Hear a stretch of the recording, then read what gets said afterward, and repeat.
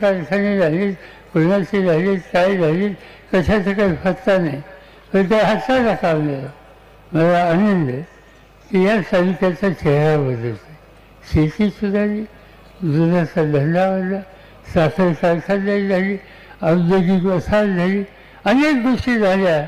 त्या सगळ्या गोष्टीचा या तालुक्याचा चेहरा बदलतोय याचा आम्हाला लोकांना आनंद आहे. आणि त्याच्यामध्ये आणखीन एका गोष्टीचं आहे की अलीकडच्या काळामध्ये इथल्या सगळ्या कामाची जबाबदारी अशोकरावच्या खांद्यावर दिली.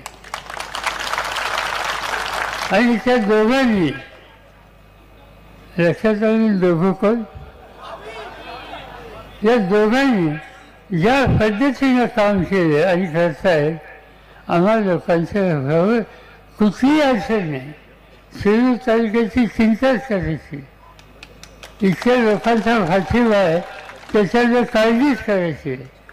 काळजी आम्हाला फक्त एकच करायला लागते, काही माणसं बाहेर न्यायचं आणि सांगतात कसा आकार करण्यात चालू होतो हे बघतो, कसा आकार करण्यात चालू होतो हे बघतो.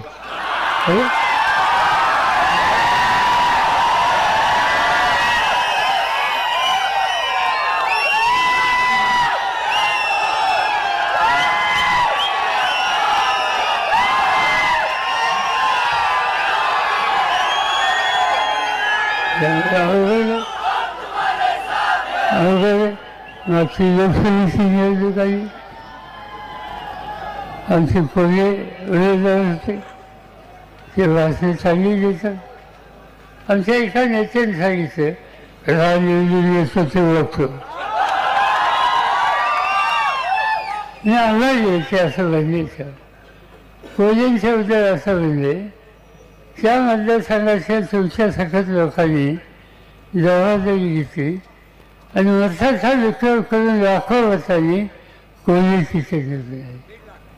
आज तुमच्या पुढे दोन गोष्टी आहेत. शिरूर तालुका हा